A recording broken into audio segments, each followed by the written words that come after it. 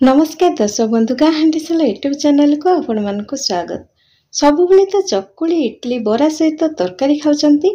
आज किंतु चकुली इडली बरा सहित खायापे गोटे सुपर टेस्टी चटपटा चटनी रेसिपी नहीं आसी। एमती चटनी थरे खाइले चकुली इडली बरा सहित तरकारी बदल सबुबले एमती ही चटनी खाइबा मन करेंगे। चलते एवं आम तैयारी करवा ग्रीन चटनी।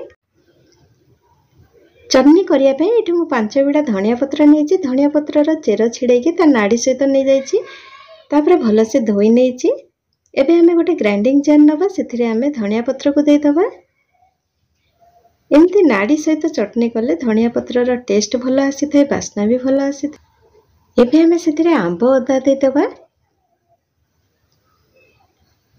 आंब अदा दे सारा पर वर्तमान से रसुण देदबा, कटा नड़िया देदबा। एबे हमें से गोटे चम्मच जीरा देदबा। ये मु बीट लुण गोटे चम्मच दे दउची, चाट मसला भी गोटे चम्मच दे दउची। सेथरे हमें कंचा लंका 3टा देदबा और अल्प पानी देके ताको ब्लेंड करके बाटी नवा।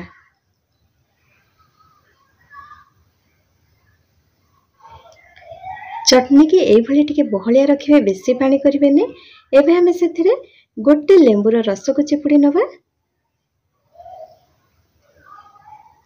लेंबू रस देले चटनी टिके खट्टा खट्टा लगे, खायापे भल लगे।